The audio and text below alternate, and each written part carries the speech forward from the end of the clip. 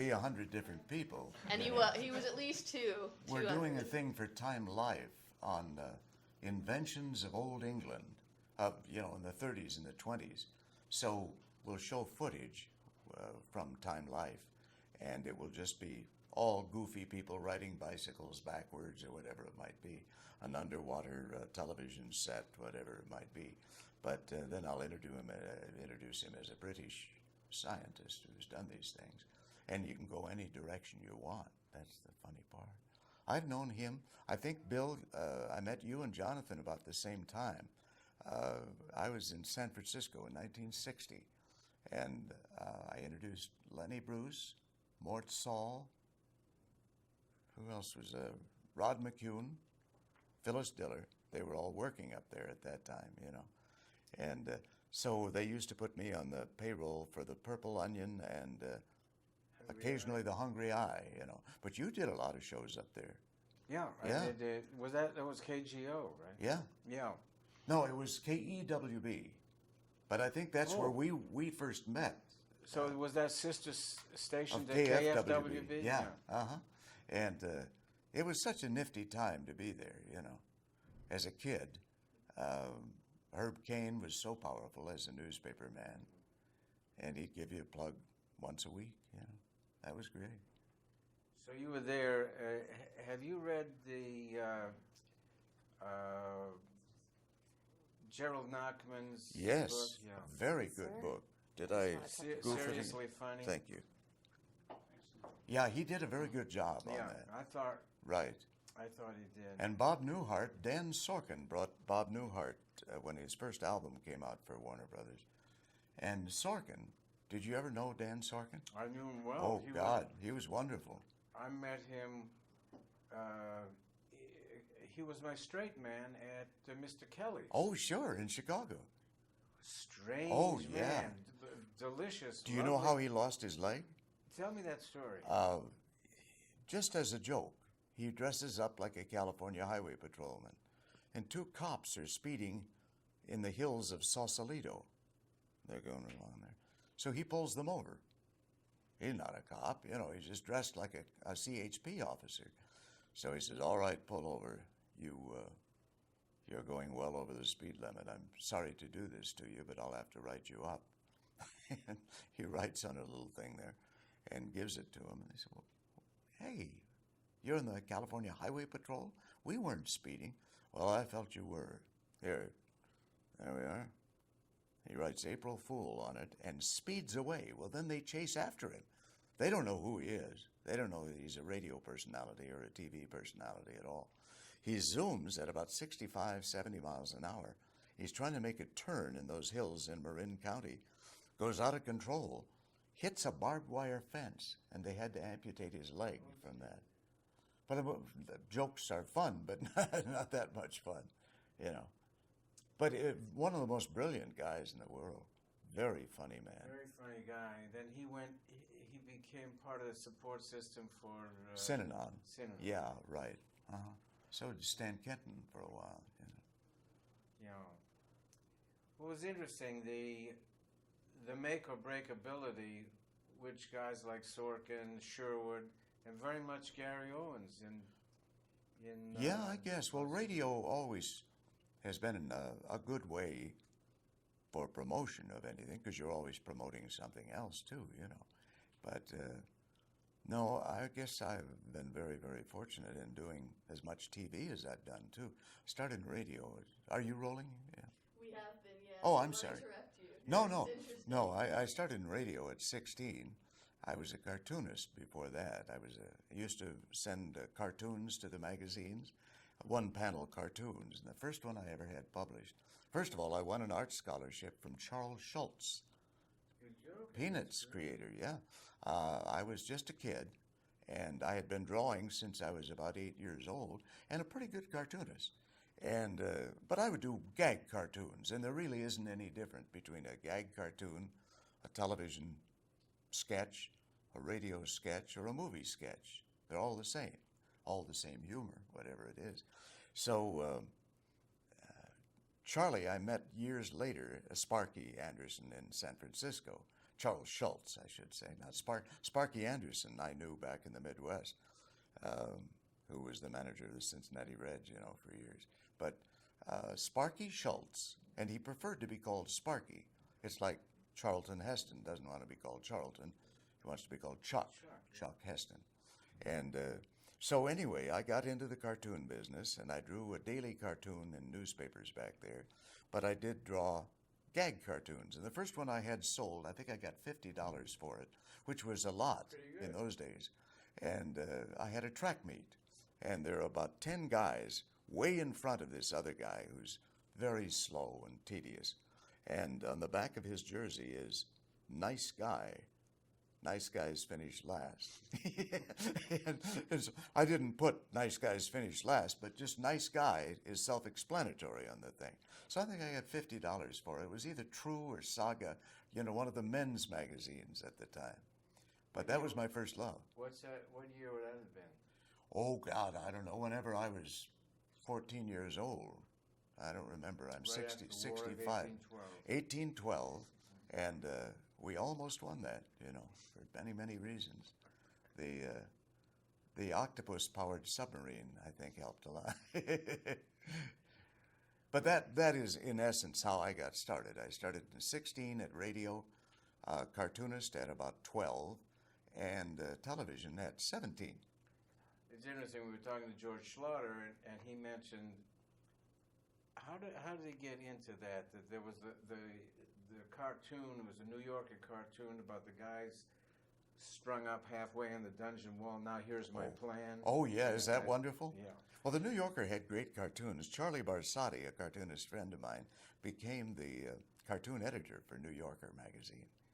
And then we talked to Hugh Hefner the other day. he wanted to be a cartoonist, I know. Yeah, well, I did the little stick figures. Oh yeah, great. Ecologist. Yeah. That's wonderful. But that's Gary Owens. Depends on what generation you're in, but instantly to the boomers, that hand goes up to because of Laugh-In. Yeah. Ruth Buzzy and I were the only two regulars who did every show. So we were on there with Dan and Dick for all 6 seasons. Because some would leave and then they'd come back again and so on. Goldie took off at her 2nd season with us and did Cactus Flower. Art Simon was her manager then, who was a very good manager. And he got her the wonderful, wonderful film where she won the Academy Award on her first film.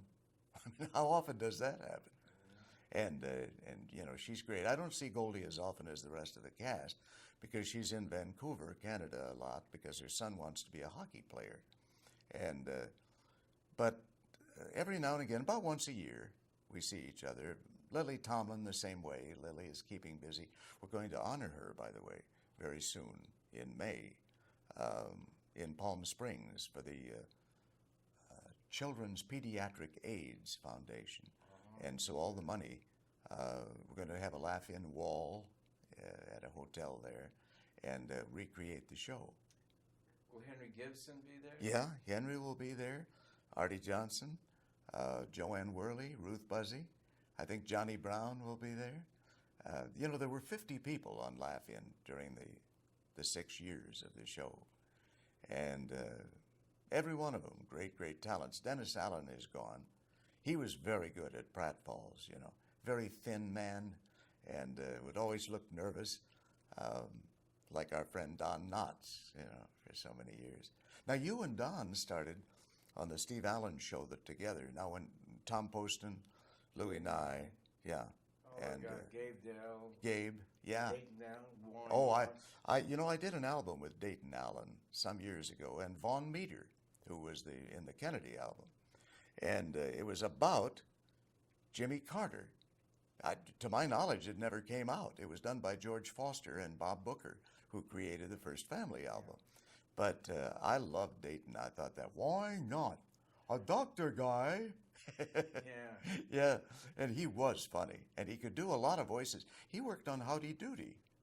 I was a page. Gene Were you? Wood and I were pages there. Oh, my God. When he used to do dirty dress rehearsals. Yes. come over, Princess, summer, spring, winter, fall, come sit on my face. My Yes, dear. He did a sort of right. W.C. Fields thing. Sit on a happy face. Yeah. That's wonderful. But I'm sorry he's gone. We lost a lot of good friends this last year, you know, and that's sad. Schlatter, George Schlatter was talking about that fabulous mix, and we were talking about the fact that the politics tried to be extreme middle of the road, but you had Paul Keyes, who was far right wing, and Alan Mannings and Digby Wolf, yeah, who were the lefties. Before we did Laugh In, I worked with Digby Wolf at Slate Brothers. I introduced him. That evening I was introducing Marion Montgomery as a singer for Capitol Records and Digby Wolf from Australia. And little did we know that just a couple years later we'd be working together on the thing. That's great. Well, now, George has done everything in his life, George Schlatter, and a very capable man. Most people don't know this, but he was the Missouri State Wrestling champion when he was going to school back there. And a couple of guys tried to take Barbara Sinatra's purse and Jolene Schlatter's purse in Beverly Hills. They drove up in a car. George knocked all three of them down, and they ran away. Yeah, well, but he's a tough guy, you know. Yeah. But yeah, man, I've known George for many, many, many years. But when I first met him, he used to give me phone calls at KMPC. I was there for 20 years working for Gene Autry. And he'd say, hey, that bit that you did on whatever it would be, whether it was Hollywood Squares or whatever the show might be, I thought that was great. That was fun, very funny. But in person, I had not met him yet. So I went over to his office where he and Ed Friendly, right across from the Smokehouse restaurant. And we sat there and chatted with Digby Wolf and Artie Johnson. I had worked with Artie. I had a company with Mel Blanc for 20 years, and Noel Blanc, his son. And you talk about a fun time there. And Artie was used frequently, along with Howie Morris at that time. And, just a lot of great people all the way around. So we would do as many as 5,000 comedy sketches in a couple of years.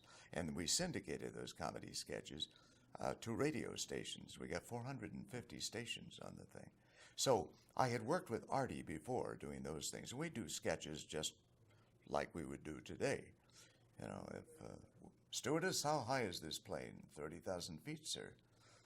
Very good. How wide is it? You know, those kind of things. And you'd have a black of some kind, someone throwing out the window, and those kind of things. But when I finally met George and Ed, I had known Rowan and Martin before because I emceed a couple of things where I would introduce them in the round, in theater in the round. But it was a great marriage all the way around because I liked everybody on the show. I got along with everyone. I had no personal envy of anyone. I just enjoyed being with everybody. And so it wasn't my main source of income, so I didn't have the problems that others might have if there was a problem over how much money you would make. So I always did well in radio and commercials. I probably have done 30,000 commercials for radio and television over the years. And I've done, 3,000 animated cartoons. I've been the voice of everything from Space Ghost to narrating Mickey Mouse, short subjects, Goofy, Donald Duck, Fred Flintstone, all of those shows. So, by the way, tomorrow, Wednesday, Joe Barbera and the late Bill Hanna are getting a sculpture on the wall of the TV Academy. So that'll be nice for them. I did many, many shows. That's how I got Space Ghost from them. Fred Silverman and Joe Barbera chose me as Space Ghost. And that went from 1967 to 1992, and became one of the most popular cartoons. Tim Matheson, the great actor, was Jace and Jan and Blip the monkey on there. Be careful, Jan. Be careful, Jace. You've got alliteration in your names, Jan and Jace, beginning with a J. What else begins with a J? Does anyone here know? I'm sorry. whatever it might be. But cartoons always have been a big part of my life, and Jonathan Winters, our good friend, and I did a number of cartoons together. What's your take on? Pause for a second. Hmm? Sure. Oh, did I get my... That's my fault. That's all right. Just gonna button you up here. Sure.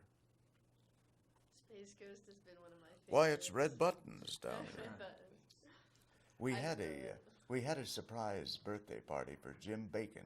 Jim Bacon has been a top Hollywood columnist, the man who identified Howard Hughes as still being alive, which the broadcast went round the world. But Jim was always nice to all of us. You know, he loved show. He still does. He's now 90 years old. So about good man. About 4 months ago, a very eclectic group of people, so no one knew who else was going to be there.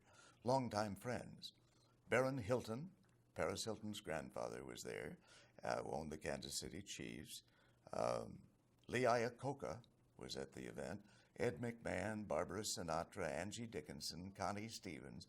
And so each of us had to tell some silly thing that happened with Jim over the years. And Red Buttons came up with a clincher of them all. He says, you know, I've known Jim for a long, long time. When I first started in show business, he was writing for the Associated Press and the Hollywood Reporter. And he said, I would like to say I'm so happy that he's still with us at age 90. However, he still gets up in the middle of the night, and now he pees in Morse code. What a great line, you know. He is. He's just one. And Never Had a Dinner is such a classic. Yeah, he's a. We were talking to, I forget who it was. We were talking about Red, Bouton Rouge, and the fact that he is a very creative writer. Oh, yes. Did you work in any of the phases that he had in the from New York to here? Did you work with him? Yeah, I worked with him several times. I would usually introduce him at a nightclub, something like. But George Schlatter and Jolene Schlatter were at that luncheon too. But I don't think anybody videotaped it. I wish they had, because you want those things to last forever, and the memorabilia of it all is so much fun. Because I worked with Red a number of times, and he was managed by Don Gregory, who was Rowan and Martin's manager also for a brief period of time. So, you know, it was easy to get together with everyone on that line. Some years ago, 17 years, we had a one lunch, remember, that you and I were part of?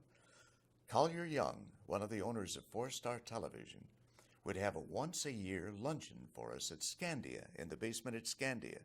You and Ted Knight and Arnie Sultan, Alan Burns, who created the Mary Tyler Moore Show, and Rhoda and Lou Grant. Jim Brooks would be there. Joseph Cotton was there, and David Wayne, because Collier had worked with everyone. He was married to Ann Southern and Ida Lupino, and her brother Filipino. But I want to tell you, but that to me was one of the great things. Even though we only did that once a year, Bill Dana and I would have so much fun there. Now the only problem was everybody else could drink. I had to go back on the air at 3 o'clock in the afternoon, so I couldn't partake in the total frivolity of it. Although many disc jockeys do sound better when they're drunk, I think. You were, I don't know if it was single-handedly or single-voicedly, the A&M introducing so many of the first people who were coming up in those days. Sure. Well, I was hosting Battle of the Bands at the Hollywood Bowl. The Carpenters were there. I went over to the Smokehouse restaurant across the street from the Schlatter-Friendly offices of Laugh-In and caught the captain and Tennille. And I phoned Jerry Moss and Herb Alpert, who've been friends since my childhood practically. And I said, you got to send somebody over here. Both of them, Tony and the captain, are just phenomenal. They just got the audience standing in ovations every night. And they did. And within a week, they signed them to A&M Records. So I knew all those people, of course, the Tijuana Brass, Herb Alpert, from day one. Julius worked there. Oh, yes, the Baja Marimba Band. Yeah. Yes, I did a couple of liner notes for them. And you were part of that too. Yeah. That whole wonderful. When did you first meet or plug Cheech and Chong? Oh, that would have been when they were just starting. Yeah. And I worked with them a couple of times. One of the funniest things, I was MC. Bill Bixby was supposed to MC a roast for Paul Williams, good friend of ours.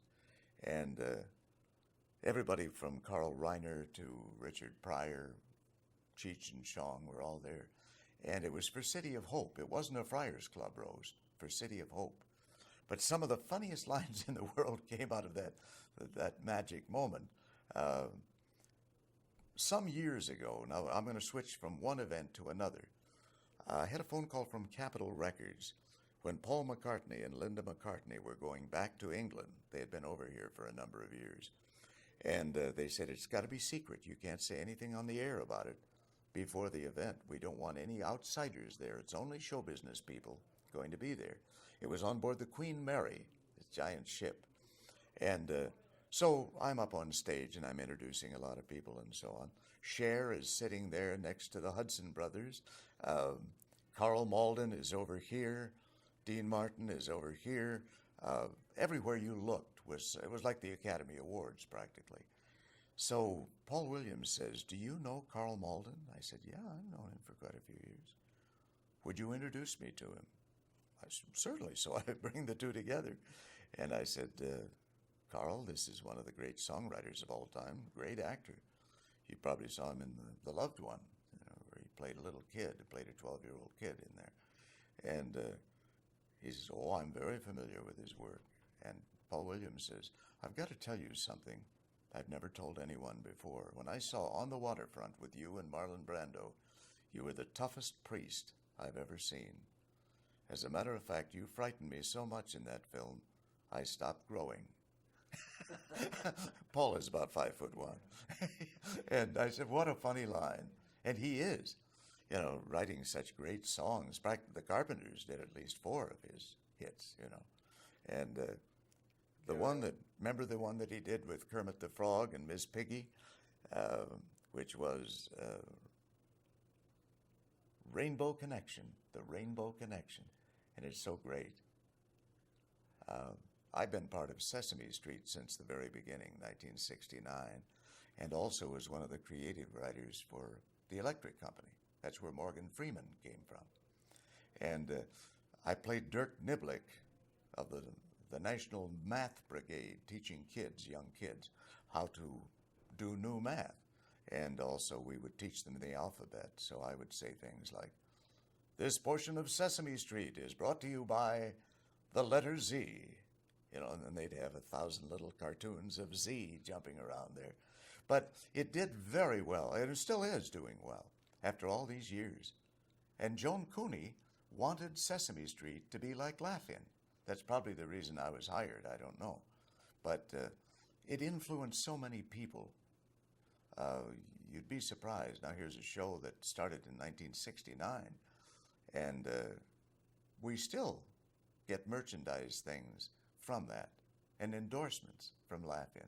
Oh, of course, it's always been in rerun somewhere, but not many shows have that longevity to it. Lucille Ball certainly did. It was an amazing show.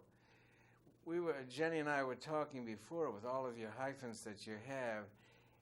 Have you ever introduced yourself as I'm Gary Owens, the comedian? Well, I did very early, Bill. Back in San Francisco, as a matter of fact. I did a couple of shows there, and most of my material was a little off the wall, but that was fine, because at that time, Johnny was very big, Jonathan Winters. There were a lot. Orson Bean had a big act at that time that was unusual, talking to a plant during the whole thing. Yeah, right. But my heart was not in it, because I was doing 2 daily radio shows and a nationally syndicated show around the country. So most of my energy was pretty much spent on that. I liked it. I mean, I really enjoyed it. But doing an act by myself today, I MC a lot of things, but I don't do a solo act anymore. Jonathan and I do shtick together, and we've had 3 albums out now. and a fourth coming up pretty soon. But and you and I have done things at Yarmy's Army, and Don Adams. You know, I'm usually a straight man, but I may say something ludicrous. It's like Carl Reiner and Mel Brooks. Carl was a perfect straight man, I thought, always, and still is. And I saw him on Boston Legal just frequently, you know, the other night where he wanted to be cryogenically taken care of. Right, he did a great job. Happy to see that. I was emceeing a salute to George Sidney, the great director of everything from Scaramouche to Bye Bye Birdie and Viva Las Vegas with Elvis and Margaret. And when he passed on, we had a giant event for him at the Directors Guild. And at the thing, Bob Stack was there and Rosemary Stack. And so the very close friends of George Sidney, we'd have him come up and tell anecdotes about George, one of the truly great directors of all time. And so Rosemary Stack said, you know, we love George. We've lived next door neighbors to him on Rexford Drive for years. We always lusted after his refrigerator wall.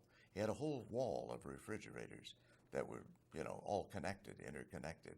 And they said, we always, and one day he phones us, said, come on over and get your refrigerators. I'm giving them to you. So he gave them a wall of refrigerators. So I said, now you probably didn't look inside every one of them. Well, no, I haven't. I said, Ted Williams is in there. You know, the better the comedian, the better the straight man. I think so, because you've got to buffer them. Now, with Jonathan, as you know, with Jonathan Winters, you have no idea what you're doing at all. You're just, all right, let's make up a premise. You, sir, are the top plastic surgeon in Beverly Hills. You make close to $80 million a year because you have so many clients. Well, yes, I do. I look at your wall. I don't see any certification. You have to have gotten your degree in medicine to become a plastic surgeon. Well, I didn't get one. Really? Well, what did you do before? I was a veterinarian. Veterinarian, and you became the top plastic surgeon in Beverly Hills? Well, what would you do as a veterinarian? I would carve smiles and little animal faces. I said, oh, God, we can't do that part. You know, that's cruelty to animals. You can't do it. But the great part about Jonathan is he'll say whatever comes to mind. That's what I love about him, because you can always edit whatever it is. And 99% of everything he says is spectacular, but you don't know where he's coming from. You're the world's greatest stuntman. Yes, here, let me get under these horses right now, and then you're going to pull me for 2 or 3 miles. All right, let's watch him now. You know, and he's being dragged. It's like Yakima Canutt, who was John Wayne's stuntman for years. But I think the more kaleidoscopic your knowledge is, the better it is, because that way you can comment on whatever he's saying. If he's coming from a military standpoint, you can at least mention General Patton or someone else.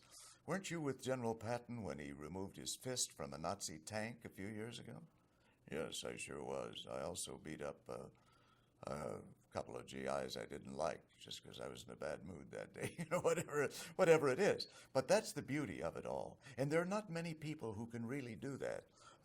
Most of the improv things, I guess, really started pretty much with Shelley Berman and Mike Nichols and Elaine May with the Cameo Theater in St. Louis and then Chicago for the Compass Players, and then the Second City. But it's an art form that is so good. But first of all, to have that art form, I think you must be very knowledgeable in a lot of different directions, because if you're not, you can always do a sight gag of some kind and have pratfall, but wordage works better, I believe. When I first met you, Bill, you gave me something. You and Gil Friesen, who became a multimillionaire from A&M Records, of course, and you brought me a wheel that had YU on it, and you could turn the wheel, young whippersnapper, YU snout-gathering Flardner, whatever it might be. You just spin the wheel, and you could get maybe 100,000 different variations on it. I wish I still had it. I don't know what happened to it. Probably some gaffer gaffed it. Probably has been gaffed. It probably has been gaffed, yes. I'm curious, starting in radio and playing the radio broadcaster was basically the straight man's role. Yes. What drew you to comedy and to comedy writing? What was Well, comedy, well, that's a good question. What drew me to comedy? I was drawing comedy, first of all, as a little kid. And there isn't any difference between doing a cartoon joke, a television joke, a radio joke, or a movie joke. It's the same thing. Because when you're writing it, you just give it a little bit different form. Harkening back to the early days of vaudeville, if you want to get a premise for something, then you go from there. I was a writer for, I guess, about 10 television shows. Everything from Alan Thicke to Jim Neighbors. I used to write when Jackie Vernon would come into Hollywood, I would write topical Hollywood material for him, and he was one of my favorite comics. Jackie was so good. A man and his watermelon, a wet bird never flies at night. And my favorite Jackie Vernon joke, which I didn't do, he had two great writers in New York, but when he'd come into Hollywood, there was always something that might be timely that they may not think about right away. A young man had to prove his love for his girlfriend, and she said, "We live next to a lake, and if you really do love me, I want you to prove it. I want you to swim across the lake. It's 12 miles across, 12 miles long. And when you get to the other side, I want you to swim back again. That will prove your love for me."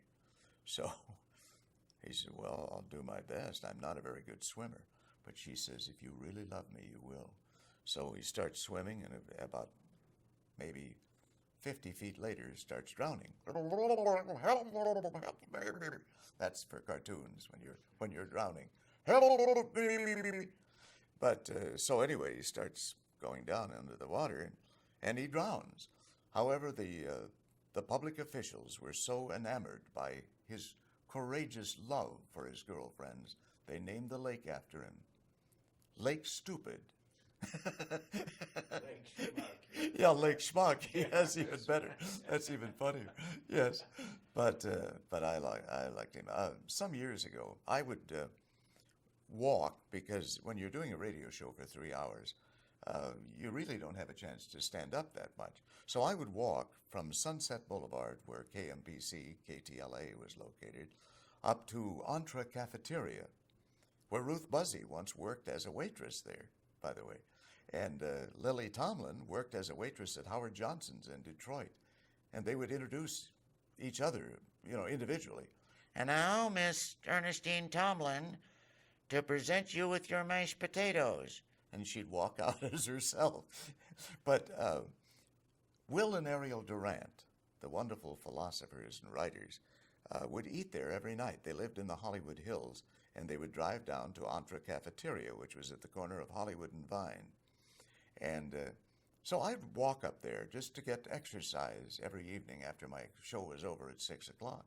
So I'd walk up there, and I would always say hello to the Durants, Will and Ariel Durant. And so I'm sitting with Fat Jack Leonard. Steve and Edie have just gone up to the Hollywood Palace, which was right next door to the Entre Cafeteria. And I said, "Would you like to meet Will and Ariel Durant?" Wrote The Age of Napoleon, The Age of Christ, just about every book, the age of whatever it is. And he says, "I'd love to," and I've read most of their books, because he was an avaricious reader. So I take him over, "Mr. and Mrs. Durant, this is one of the top comics in Hollywood and New York City, Mr. Jack Leonard. How do you do? How do you do?" And Jack says, "I know what you're writing right now." They said, "We haven't finished it yet. How would you know?" "You're writing The Age of Roast Beef." And they just look at it, break out laughing. But what a great thing to put a stand-up comic next to two of the great philosophers of our time. The decline and fall of the Roman Empire was due to tough luck. those that don't remember Jack Leonard, it was Don Rickles took Sure. the cue, the insult comedy, and Oh, yes. did a genius work with it. It really was. And Don was so good. He still is. I spoke at his Star not long ago, and Bob Newhart and I were the speakers at his Star, which is on Hollywood Boulevard, right across from the Kodak Theater. They were just finishing the Kodak Theater. And the guys are pounding across the street. Rickles gets on the microphone and says, "Stop that pounding! I'm getting my Star, goddammit!" And they stop across the street. So the PA system would go all the way across there. And he is really, he's always been nice to me. I introduced him at Slate Brothers a couple of times. That was a pretty good club there in those days, you know. We'll be talking to him at length, but Jackie Mason. Oh, sure. That's when I was lucky enough to catch him there and put him on the Steve Allen show. Oh, that's great. Well, you were the head writer on the Steve Allen show and the producer. Those showcase places, we talked about the Purple Onion, that Smothers Brothers, The Phyllis Hungry Eye. Diller, Phyllis Diller, yeah. and the Hungry Eye. Mort Saul. Hungry Eye had everybody else. Shecky Green, Yeah. yeah. And Shecky used to be a member. I've had several conversation groups, and you're always out of town because you're always busy. But we've invited you to be part of our group all the time. The first one is at Jerry's Deli in Sherman Oaks. Right, Yarmy's Army group. Yarmy's Army is over at in West Hollywood, West L.A., Westwood actually. Yeah, and we were going to go. We pooped out. We worked all day. We were going to finish the day. Or did they have it this? They this did, but I Tuesday? couldn't attend. I was working that night, so it wasn't worth going anyway. no, if I Gary wasn't there, Owens I isn't don't think there. so. Yeah, I usually put on a silly costume, a hawk suit, something like that. But it's always fun. I do a goofy newscast each time. Do you write that the same day? It's always, Yeah.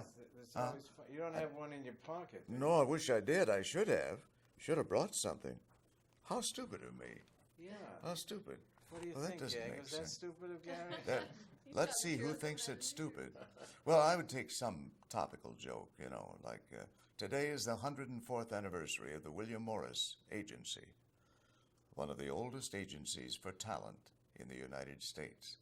And to celebrate the 102nd year of being agents to many, many famous stars, they did something they've never done before. They returned a phone call. But those kind of things. But usually it's kind of show business oriented, and I'll put in the names of the Army's Army. Now, this may be the most important thing that the students watching this at Emerson Comedy Archives return your phone calls. Oh, yes. Yes, I know. Yeah, it's important to return your... I try. Part of my problem is I do maybe 500 different things a year. And that's not being braggadocious. It's just, you know, I'll do 10 radio shows a week, 5 national, 5 local, and I write that all myself, too. So that's a lot of work right there. The old dictum, remember old dictum when he used to sit on that park bench? And Walter Brennan, it sounds like a Walter Brennan record. I remember old dictum. And but I always would prepare 2 hours off the air for every hour on the air, and just write little notes and so on, so that your mind... Gene Shepard was a friend of mine. I gave him a book on Melvin Purvis, the man who got Dillinger, because I didn't want to part with that book, but he wanted it, so I gave it to him. That shows how much I like Gene Shepard. And he wrote that great Christmas story that is so charming all the way. But you asked me another question, Bill. Return your phone calls. No, I'm just saying that I can remember 10, 20 years later that a specific person didn't return my phone call. Oh, I can too. I can too. Yeah, it's very important because it not only humanizes you, it's the thing you should do, always. If somebody cares enough to give you a call, answer it. Or have somebody call him back. Yeah. Sorry, Mr. Owens Yeah. is out of town or something. He's dead this week, so he can't return your calls. He's doing his new TV pilot. Let's see, what would his TV pilot be? America's Funniest Autopsies. That would be one. Autopsy bloopers. What's going on with the reality? I'm sure somebody wrote that down and is going to do that. The slab shows that are on deserve to have America's Finest Autopsy. Oh, yeah, I think so. Although I must say that our oldest son, Scott, was the producer of Amazing Race for 4 years. And that did very, very well. It's a little more classy than a lot of the reality shows. But Chris, you know both of our kids, our youngest son has a new deal with Animal Planet called Who Gets the Dog?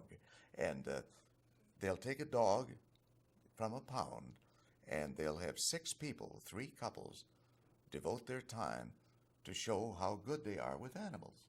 And the winning couple gets to keep the dog. And Petco and all the wonderful sponsors just give them a year's supply of food for the whole thing. And that's been very successful. Now, it's an easy show, but it's a very entertaining show. And It was very yeah, enjoyable. yeah, thank you. I played the part of the dog. They couldn't find the real one that day, putting on a dog suit. Yeah. Barker Brothers. Jenny, you were going to ask me something, but I don't know what it was. You see my mouth keep opening. I actually wanted to go back to talking about your specific style. Your voice has been a trademark throughout many shows, and though you're playing straight man, sometimes the way you deliver the line, well, many times, Yeah. that ironic twist, that tongue-in-cheek Right. subtlety, sometimes you're playing to 2 different audiences Sure. at the same time. Oh, So I wonder yes. if you could speak Well, to thank that. you. I started as a newscaster. That's why my voice sounds, at times authoritative. I worked for Mutual when I was a teenager. Mutual News. Meanwhile, federal mediators on Capitol Hill today. Every newscast started that way because everybody wanted to be like an Edward R. Murrow. Tom Brokaw and I grew up in the same area of South Dakota. There's a group of us from back there, Mad Magazine and Arnie Cogan, our good friend, who produced Empty Nest and Donnie and Marie, the Jackson 5, all those shows. Still writes for Mad Magazine. But they're doing a piece on Deadwood, which, of course, is in the Black Hills of South Dakota. And they're drawing, supposedly, all of us from that state who are in the entertainment business. Cheryl Ladd, 20 miles from my hometown. Mary Hart, another 30 miles from my hometown. Bob Barker, Price is Right, grew up on the Rosebud Reservation back there. Tom Brokaw, of course, NBC News for years. But Catherine Bach of the Dukes of Hazzard. There are quite a few people. Julie Summers of The Governor and JJ. And you don't know. The problem is that, it's a very tiny state, not in size, but it only has 600,000 people. There are more people with your crew here today than there are in South Dakota. But I'm sorry, I tend to go off in other tangents here. But my voice always has had that authoritative sound over the years because as a little kid, I always loved the super announcers of that time. Like, of course, Clayton Bud Collier was Superman, and Jackson Beck, who just passed away recently, was The Adventures of Superman. Is it a bird? Is it a plane? No, it's Superman. Those kind of things. And, I guess with all the cartoons I've done, I'm either the action hero or the narrator, one way or the other. And so there's a lot of that. My first job in Hollywood was the announcer on Bewitched. Dick Tufeld and I would alternate. I was for Quaker Oats, he was for Eastman Kodak. Then I did Wonderful World of Disney. I was the announcer on that for quite a few years. Then I started doing more on-camera things. I was a regular on The Green Hornet with Bruce Lee and Van Williams, and would guest on shows like Batman and The Munsters and I Dream of Jeannie and these kind of things. And then Laugh-In, Rowan Martin's Laugh-In, of course. That was wonderful because 40 million people every Monday night watched us for 6 seasons. And then I went to the Hudson Brothers show. I think I'm the only person who did a series with Kate Hudson's mother and father. Her father, Bill Hudson, from the Hudson brothers, and Goldie Hawn, her mom. So, and then I did everything from Games People Play with Bryant Gumbel on NBC, which was kind of a fun trash sports show. That's how Mr. T got invented. Mr. T was a bouncer, but he also was Muhammad Ali's bodyguard. And we had a competition where these bouncers are getting together, these tough guys, and they have to jump over 20 chairs, knock a door down with their shoulder, and then tinkle a little bell at the end of it. And Mr. T won that, and NBC signed him to the A-team from our show. You never know where it comes from. But among the others, I was the announcer on camera with Rosie O'Donnell. Games People Play was the other one, Breakaway. What was the one I was mentioning earlier before we started out the camera here? Bill, you and I were on it together that Mort Lockman did. Oh, No Soap Radio. No Soap Radio, right. That was a funny series. Yeah, that was an attempt to do the theater of the absurd. Yes. And somehow they had, with the license they had, and they spent a lot of money on it, but it just didn't. Yeah. Well, you never know how long a series will run. I was the announcer on America's Funniest Videos for quite a few years. And sometimes, if you don't do something on camera, they may say, yeah, I think that's scary. I'm not sure. I think it is. Like commercials, Vin DeBona is one of our Emerson College's favorite great alums. Yeah. As a matter of fact, we may be doing a new variety series with Vin DeBona and Chris Beard. Chris Beard created The Gong Show for me. I was the original host of that. And then Chuck wanted to do all the shows, very much. But I hosted the Prime Access show, which was #1 in America back in '77. Share a little bit about the Gong Show. Well, it was great. We did the pilot in San Francisco at KGO Television, and we had to stop the pilot in the middle of it because they had to do the news at 11 o'clock. But we got these wonderful acts. Chris Beard and I had been talking about it because he was a writer for Laugh-In. He came over from Australia. And he and Alan Bly, of course, produced the Sonny and Cher show and Andy Williams show. Jonathan Winters, by the way, was the most frequent guest on the Andy Williams show. 26 times he was the special guest for that. But I saw Vin and Chris. We were doing an old radio show in Santa Barbara. And he says, no, it's time that we had variety again. And it is. There's very little variety anymore. And so they wanted me to be the announcer for that and do this kind of thing. But for Vin DeBona, who, of course, was the creator of America's Funniest Videos, what a great show, and very, very nice people. Now, The Gong Show started in San Francisco, as I say, and we had every bad act we could find. Occasionally, you would find some really talented people. Buddy Hackett was, I think, on the first show as a panelist, and J.P. Morgan. But Joanne Worley was a panelist. Adrienne Barbeau, Artie Johnson. Who am I leaving out here? I can't remember. Make up a name that you'd like. Harvey Belafonte. Harvey Belafonte was there. And he said, Deo.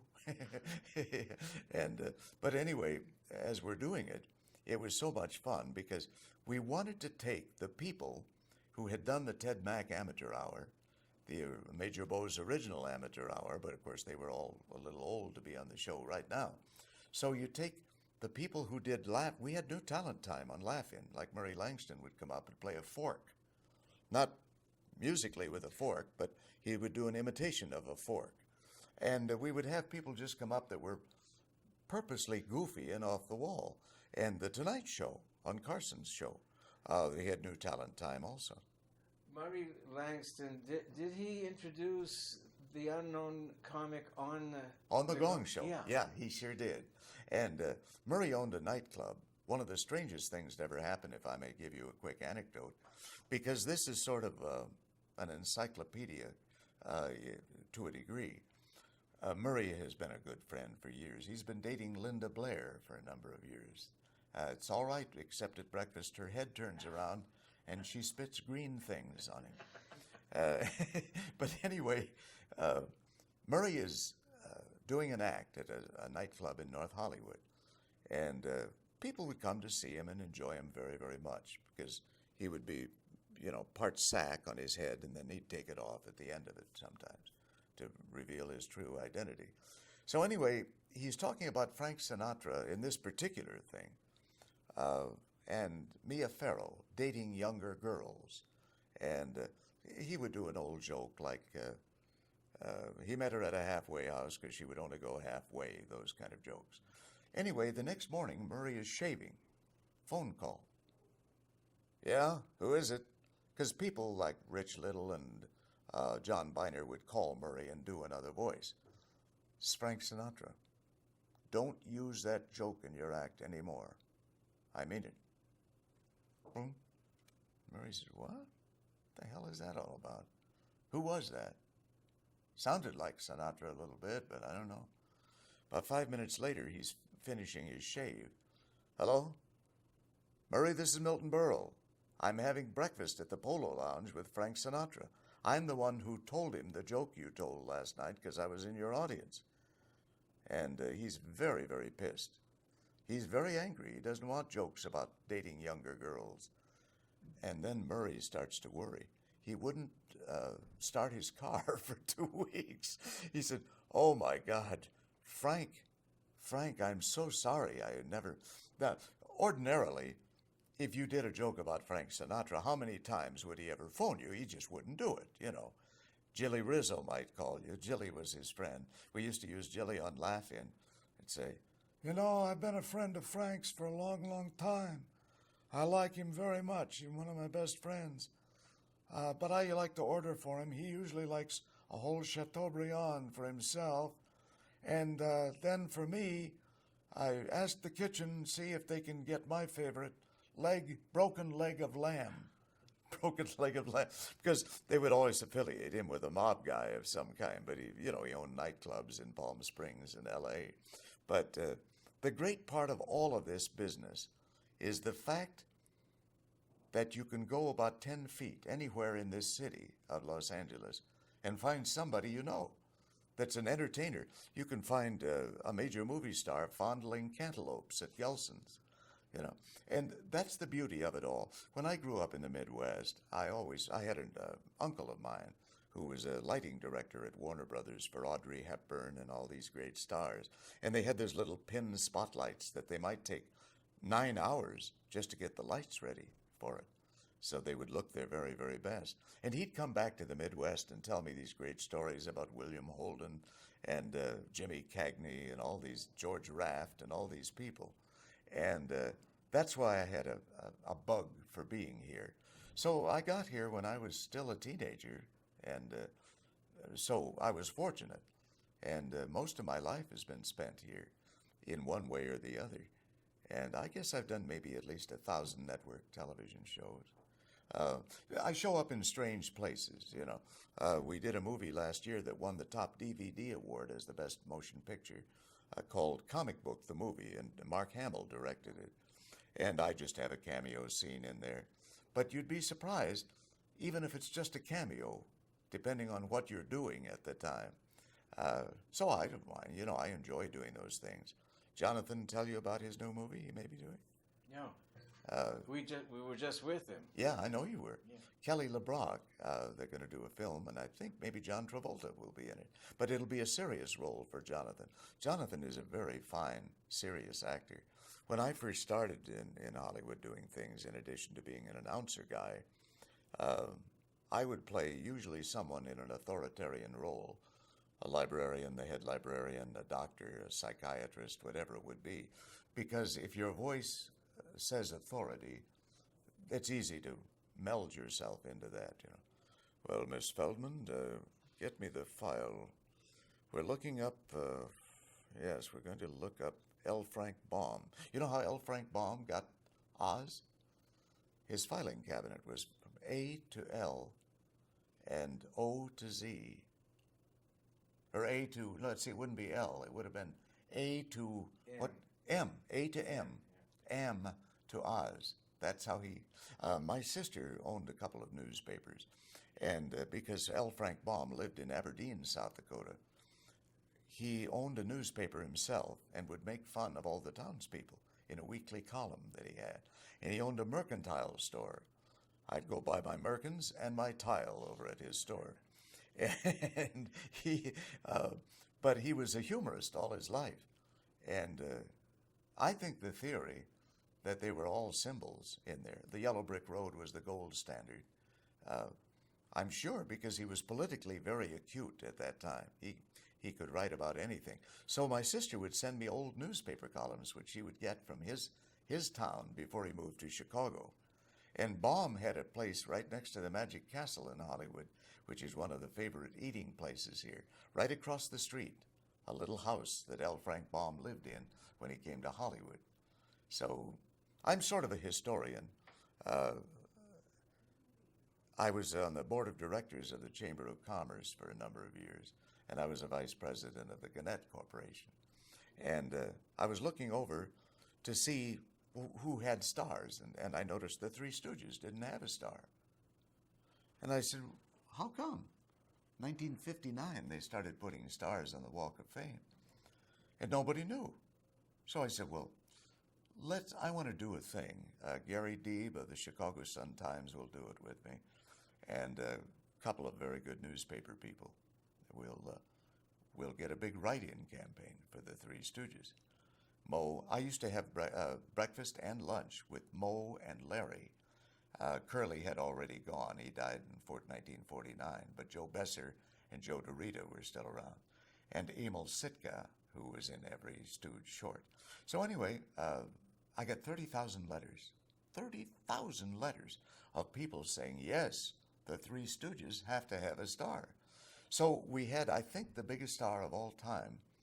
On August Day, I got Milton Berle, who was the first to use them on television, Jamie Farr, Henry Gibson, and Adam West, who were all in the last movie of the Stooges. And there must have been 7,000 people there. I mean, who counted? But it took up 4 city blocks. It was right on Vine Street, and I wanted the chamber to fix the star so that it was crooked, so every time you'd walk over it, you'd fall down. They said, oh, no, we'll have too many lawsuits. But it was a great occasion, and if I ever did anything good in my life, I was proud of that. I paid for the star. And a star today, it isn't that you pay anyone for it. It's just the construction fees, because you have the fire department there, the police department to hold the crowds, and there are a lot of just extraneous, you presume extraneous, but they're really important and integral to the scene. So always had fun with that. And the Stooges, as a kid, I just loved them. As I've always mentioned, I learned how to hit people on the back of the head with a frying pan because of them, and, poke your fingers, and all of those important things. Something most people don't know, Moe was a Shakespearean scholar, and he could recite anything by Shakespeare at a moment's notice, which was great. And Larry was just fun, His hair would explode each day. And but anyway, as you see their star, it is on Vine Street, across from the old Merv Griffin Theater there, where Schwab's drugstore is now, by the way. They moved Schwab's, where Lana Turner was created in her sweater, getting a malted milk. So Hollywood has so many historical things. I think one of the funniest things that ever happened, the Brown Derby, which is now recreated in Orlando, Florida, at Disney and MGM. I had a phone call day before yesterday, and a guy at Dutton's Book says, I took a picture of you in Florida. I said, well, I haven't been in Florida for about a year. He said, no, you're on the wall of the Brown Derby, the same as you were in Hollywood. So they must have taken all of the drawings of us. Jack Lane was a cartoonist and would draw a caricature of you. So that was another great thrill for me, But anyway, I keep moseying in a lot of different directions. Along with the real Cobb salad. You're right, Bob Cobb. I was thrown out of the Brown Derby when Pat McCormick, Jack Riley, Ann Elder, and I were having lunch. Do you have time for this? Oh, yes. It's about 30 seconds. But McCormick came in from Chicago. He was a time salesman for Parade magazine. Yet he went to Harvard with Jack Lemmon.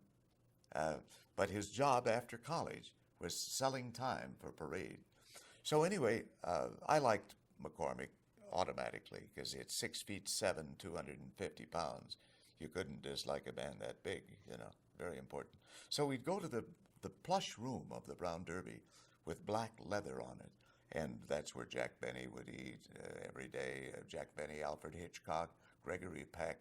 It would just be a room that if you never could go to the Academy Awards, all you have to do was buy an expensive lunch at the Brown Derby and they'd be all around you. So McCormick says, I've got a surprise for Anne. Anne gets up and goes to the restroom. And she became a very top comedy writer in Hollywood, in addition to doing Laugh-In. But she's walking away, and McCormick climbs up on the back of the leather-stuffed visage of a table and a few chairs around here, and the top of it. So here's a 6'7" man pretending to be a statue up there. And he says, she'll think I'm a statue when she comes back. Well, Bob Cobb, the owner of the Brown Derby, and as Bill said, that's where the Cobb salad came from. They named it after him. Comes over and says, get down from there, you fool. This isn't a carnival. Look at all these important people who come in each day. This is not a farce of any kind. Get out of my restaurant. And McCormick says, I guess you don't know who I am, do you? He says, no, I don't. Get out.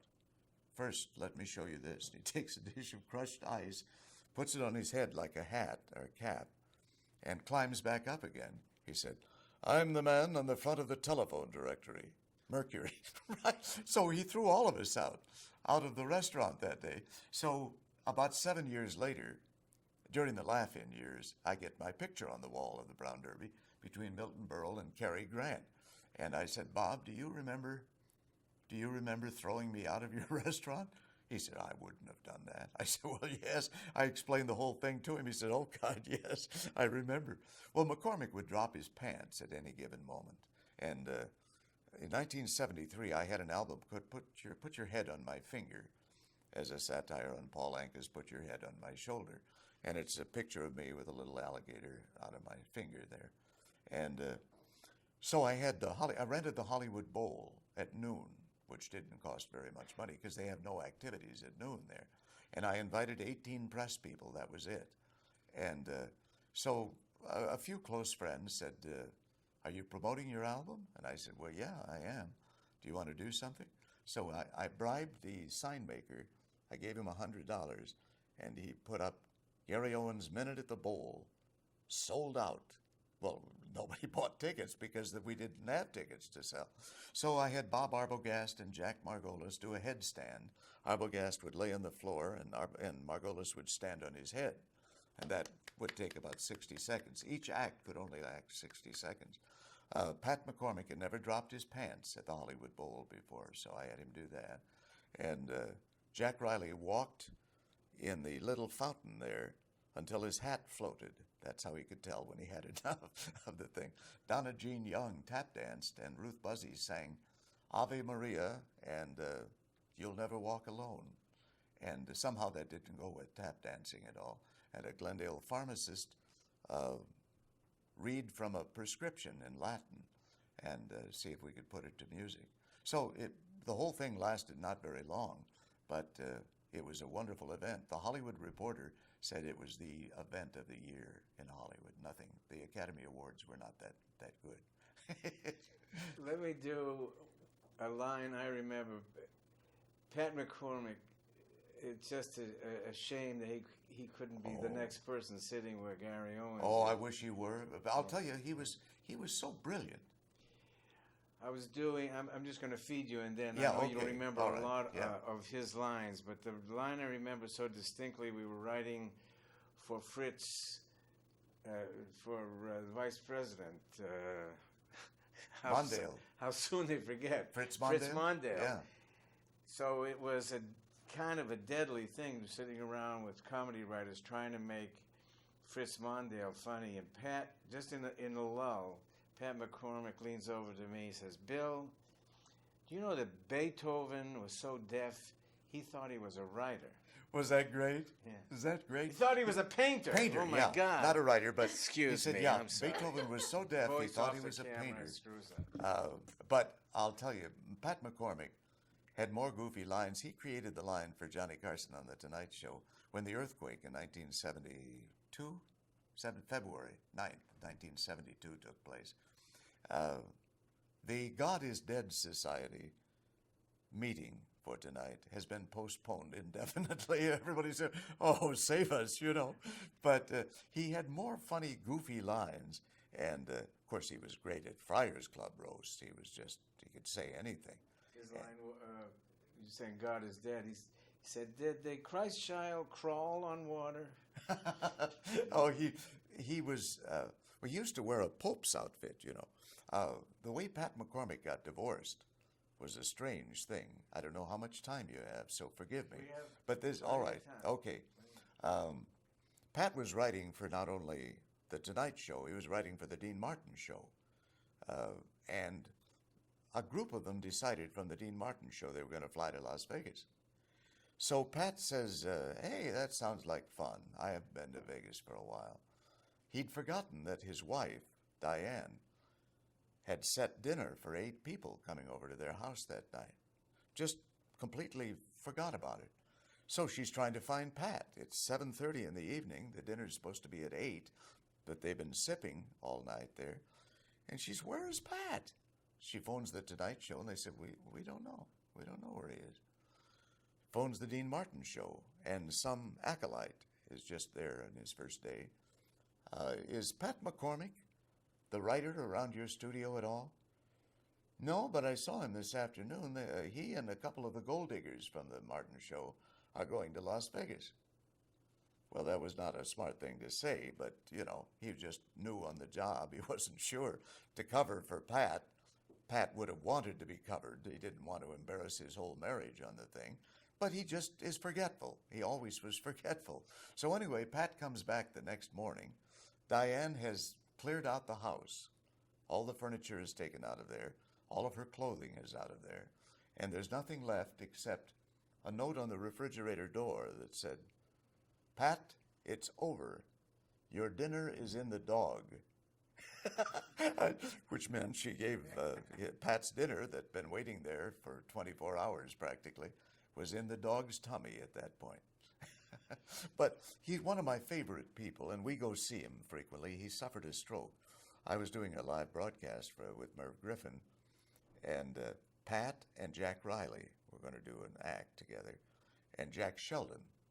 And about 10 minutes to 8, Merv says, where's McCormick? I said, I don't know.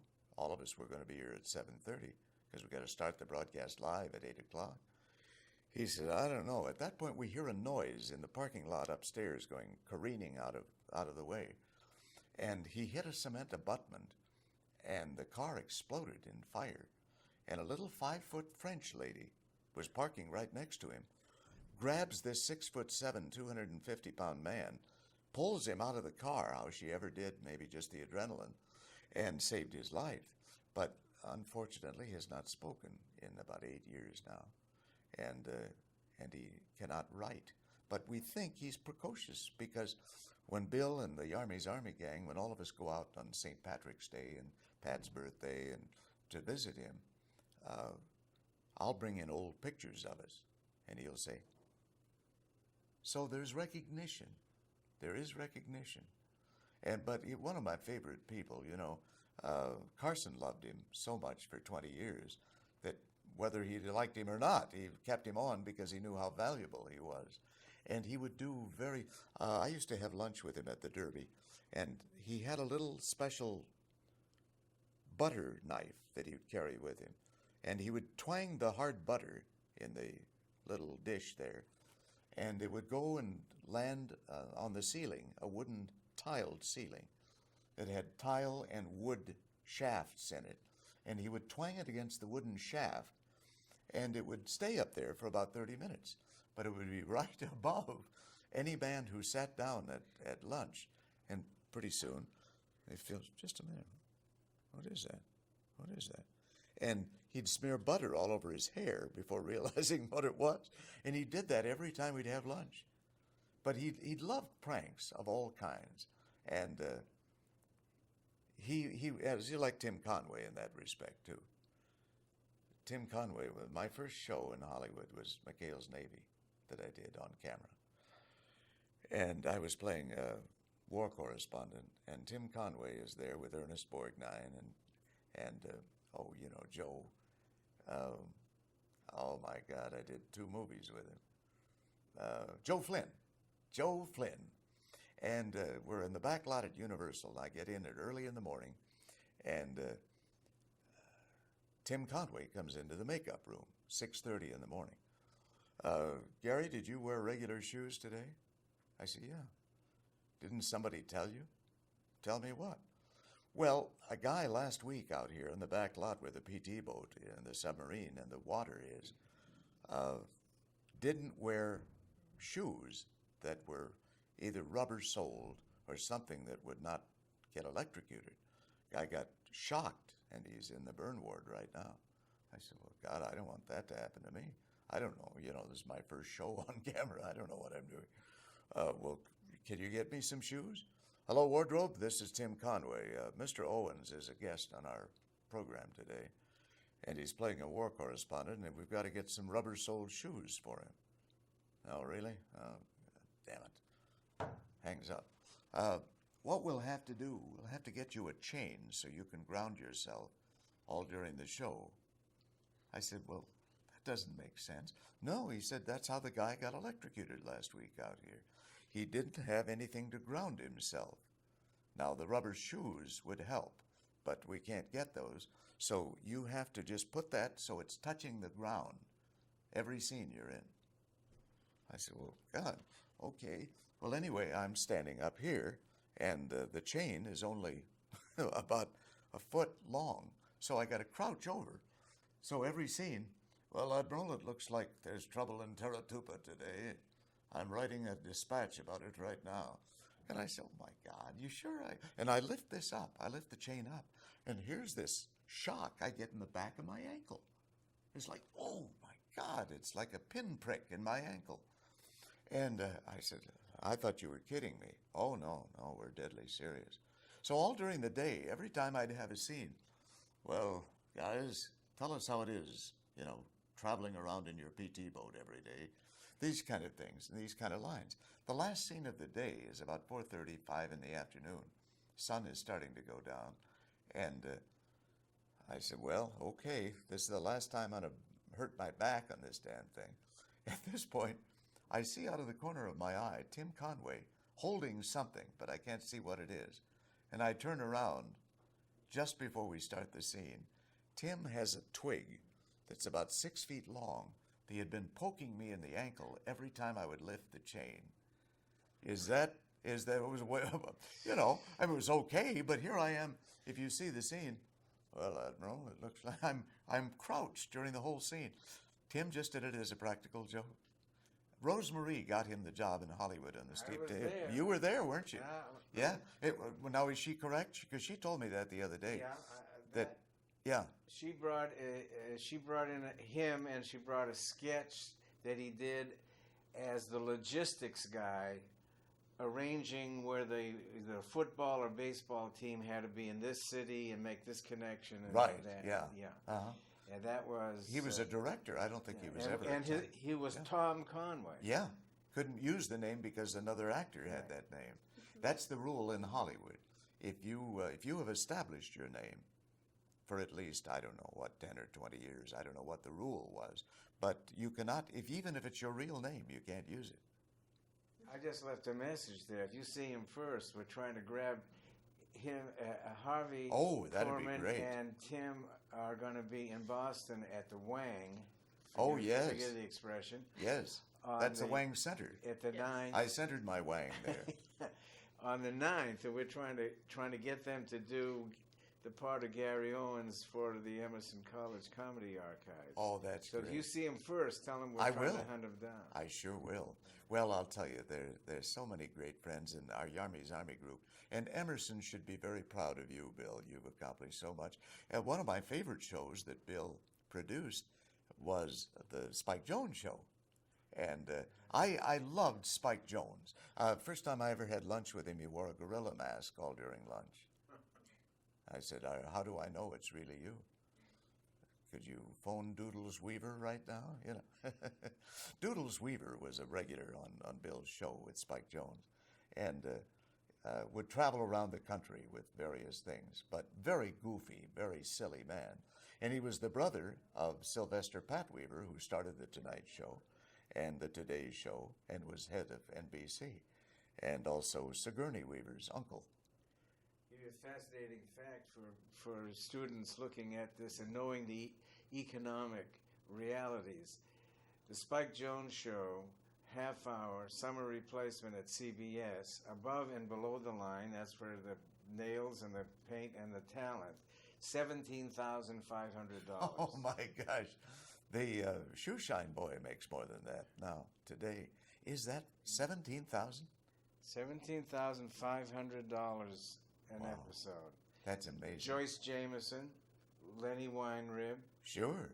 Helen Greco, Spike Jones, That's and a full band. Now, were Lenny and Joyce Jameson doing the Billy Barnes review about that time?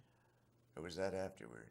It was after. Billy Barnes was our musical director on Laugh-In, and it was a lot, you know, like Leonard Sillman's New Faces, where Eartha Kitt and Paul Lynde and Robert Clary and Mel Brooks started, and our longtime pal who passed away just a couple of years ago, Ronnie Graham, was part of that. That's one of the things that there are certain cliches that became cliches that you have to pay attention to. And one of them, unfortunately, it is absolutely true. It ain't what you know, Right. it's who. Well, that's And- unfortunately and true, yeah. To tell us some stories of how knowing the right people at the right time. Well, you know, as I say, because of my friendship with Artie Johnson, I think Artie was the one who told George that I was a silly person. I mean, George knew it by listening to my radio show, but for on-camera things and things that we would do, it doesn't have to be nepotism. Remember the bumper sticker? The only ism for me is nepotism. Uncle Fred, thank you. But it's very important to internet yourself somehow. Just the constant, it isn't cross-promotion, but if you're at a lot of different places, and a lot of people have done this over the years, they just meet people, as long as they're not too offensive in meeting someone. If you want to meet a celebrity, a star, a superstar, say if it's Robert Redford or whatever it might be, as long as you're polite, I don't find anything wrong by saying, you know, I love everything you do. Yesterday I wanted to meet Richard Matheson, who wrote Somewhere in Time, wrote a lot of the Alfred Hitchcocks and a lot of the Twilight Zones. Incidentally, Rod Serling would come over to our studio with Mel Blanc about once a week, and we would record things together. But I loved everything Richard Matheson ever wrote. He did, if I'm not mistaken, the one where William Shatner sees this creature on the outside of the plane, keep going back and forth. But anyway, Richard Matheson was not there yesterday, but I had fun because I saw a lot of other people there. But I'll go out of my way. By accident, I'll tell you who I met. Carolyn C. is a good friend of my wife, and we've been chums for a long time, and she's a very best-selling author. And she and her daughter were having a signing in Westwood. So we go over there to wish her well and buy some copies of her book. And behind me, I feel something on my shoulder. And I turn around, and a voice says, "I listen to you every day. You're wonderfully silly." And it's Max Schulman, who was my boyhood idol. When I was going to college, I read everything from Sleep Till Noon, you know, Rally Round the Flag, whatever it might be. Barefoot Boy with Cheek, the Zebra Derby. And so we became pretty good friends at that time. I had an office in Hollywood in the Taft Building, which is right at Hollywood and Vine, and right across from Luella Parsons, who was the big gossip columnist with Hedda Hopper. They were the two big ones at that time. So I went downstairs. We were on the 6th floor, and walked around the corner, and there was a bookstore called Satyr Books, meaning of the satyr, Saturday Evening Post, right? Anyway, and I had ordered a book, and they had gotten it in. So a gentleman with little pince-nez glasses says, "Oh yeah, we've got your book in. Got it a couple days ago. By the way, Mr. Owens." Now, Mr. He was calling me Mr. I was about 29 at the time, so I liked him for that. "Mr. Owens, have you ever met S.J. Perlman?" I said, "Oh no, I'd love to. I would love to. What a funny writer. Not only that, but he did some Marx Brothers movies too with George S. Kaufman." So he says, "Let me introduce you." So he takes me back there. And I said, "I can't believe that I'm talking to S.J. Perlman because of what you've said about Hollywood." He said, "Well, I don't get here often. I'm just in town for a brief period of time now. But I feel every 20 years or so I should come back just to renew my disgust." And I said, "Oh, you are S.J. Perlman." And I said, what a great thrill that was for me. Because you don't meet authors like you meet TV or movie people, because you can meet them by accident in a grocery store or the gas station. And so I think all of us, no matter who we are, what we're doing, if you find the talents of someone important, tell them. Because that's the nicest thing you can do. And no matter how big they are. Jim Carrey worked on a show about my days when I was working at J. Ward.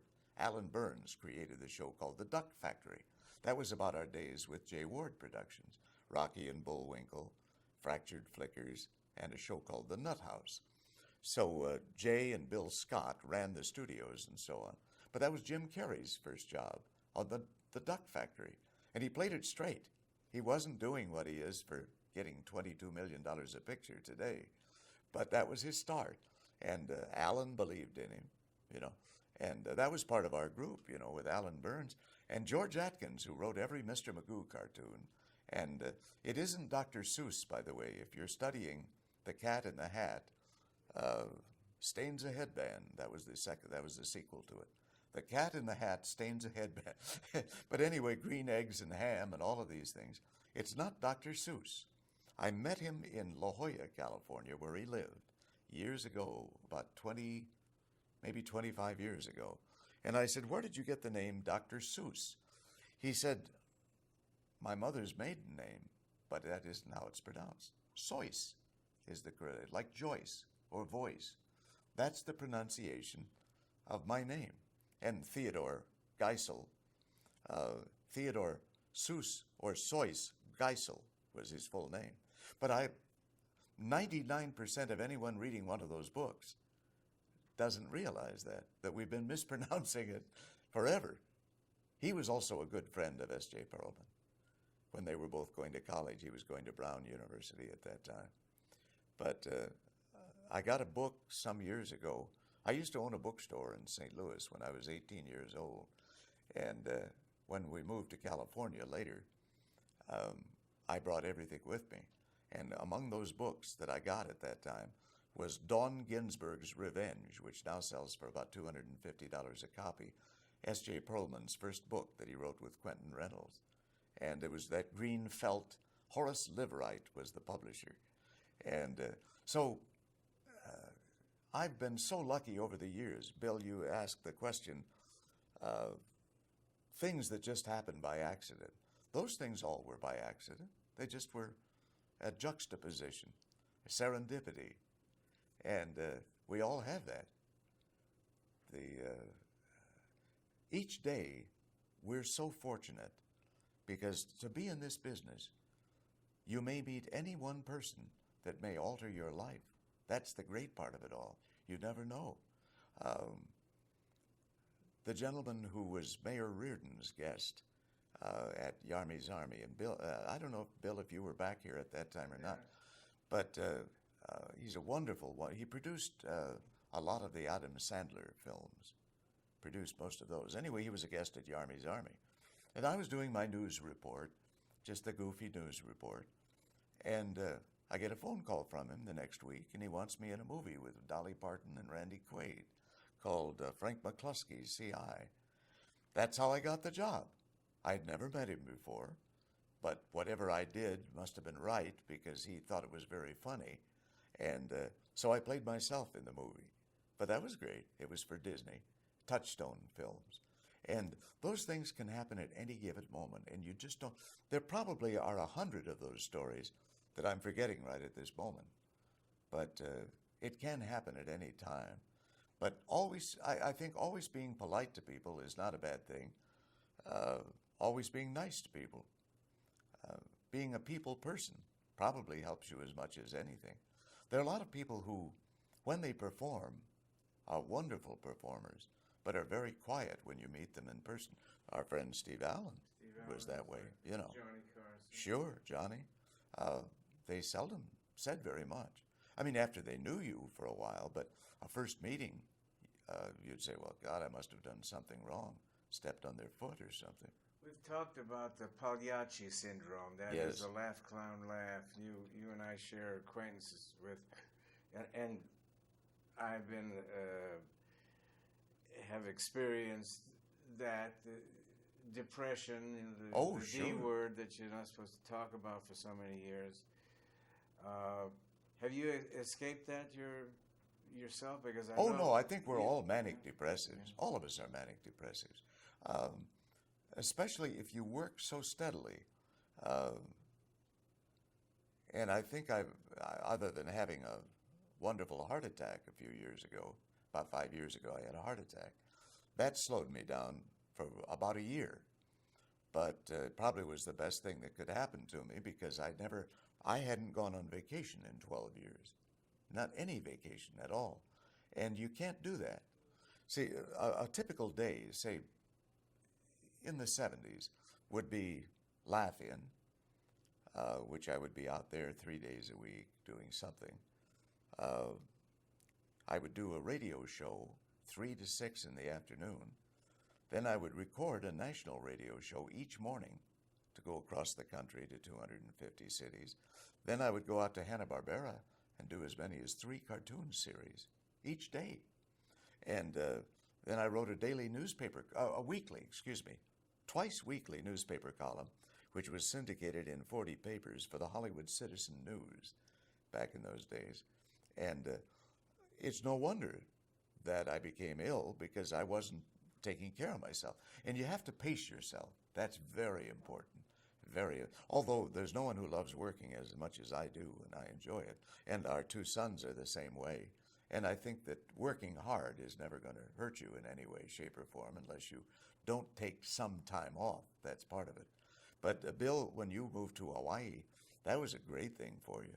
That was great, but you probably, after a while, said, yeah, Hawaii doesn't have as much Well, you went over there for Don Ho, didn't you, to write for Don Ho? No, I did that because I was stupid. Oh, I see. Well, that too. Which is better than writing for Don Ho.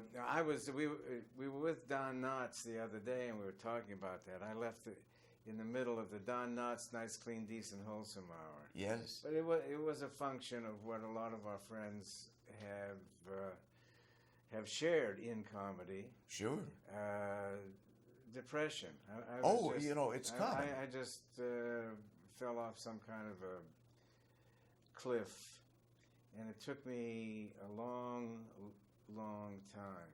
Well, you've been very, very successful during your entire career, and there's no reason for you to feel that way. But what happens is that you'll get a block of time. I didn't hear that. You want to repeat that? I said you have no reason to ever be depressed because you've accomplished many, many things. And it's all because of Emerson, I think. Which is a small radio that I have. Yeah. But I've been hogging the mic here. No, Okay. you haven't. But It's anyway, important. there is a depression, of course. I've been a diabetic since I was 8 years old. And that was difficult for me as a child because I was not very well as a child. And to be insulin dependent, take several shots a day, was very hard. I ran away from the hospital. I'd have to go to the hospital. When my mother took me in to have tests to see if I had diabetes, the doctor, now this is a time when the polio scare was rampant, and my father was a sheriff. My mother was the county auditor in this small town. So we didn't have a lot of money of any kind, so I had to share a room with 3 other invalids of some kind or another. And the doctor had one of these big bass voices. Well, I think you can give Gary some licorice if you want.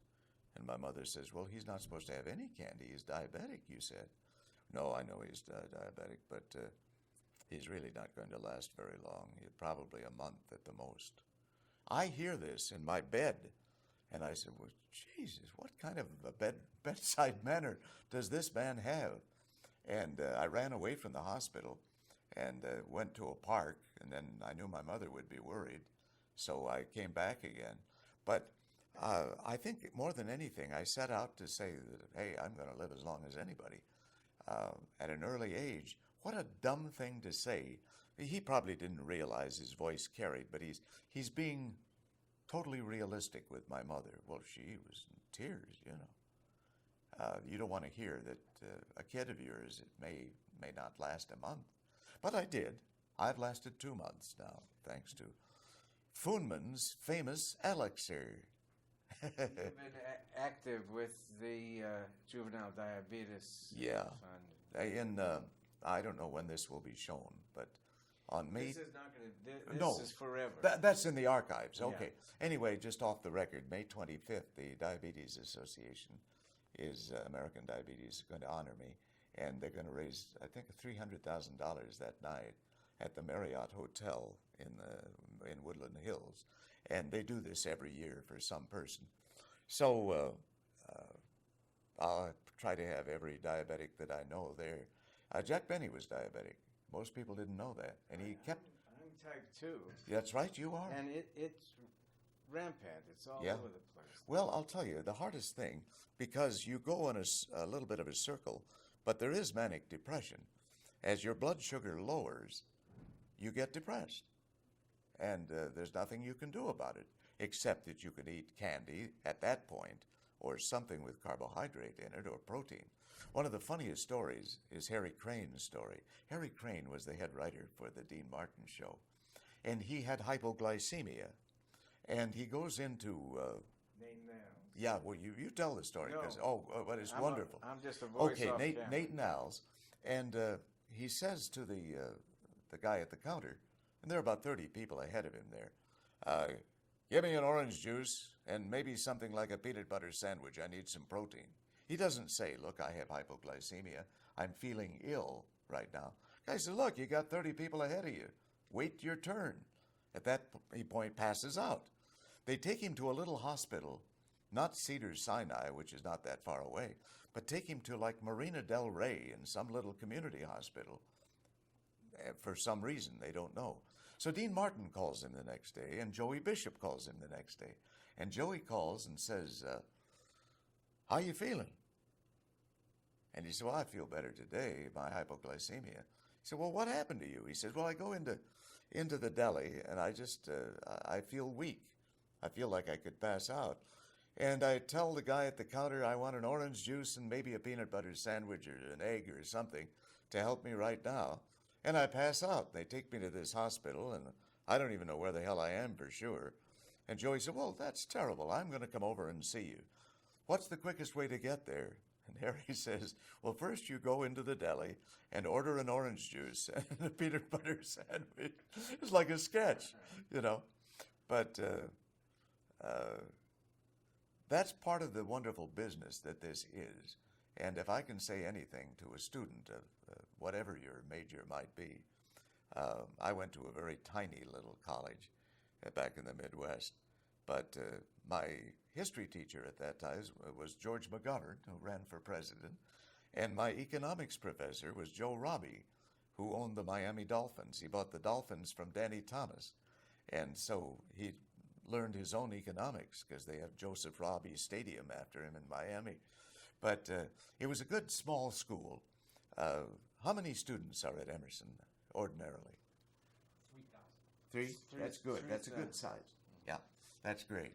And get what you can out of school, because that's that magic time where you can still work while you're going to school. I think all of us did that. I was a newspaper writer and a radio guy And then I would, very late at night, I'd go over to the newspaper and write sports in addition. So I had 2 newspaper jobs, a full-time radio job, and then I'd go to college from 8 until noon in the morning. And it was tough to do that, but I think I learned some good things from it. And because you barter your time, you always do that anyway. But I'm glad to be part of this because you've got some of my favorite people, including you, Bill Dana, and you, Jenny. You have one more, let's see now, you have one more question left in your hand. What's the capital of Cleveland? Well, I do have a question based on something that you've been talking about a lot, which is history.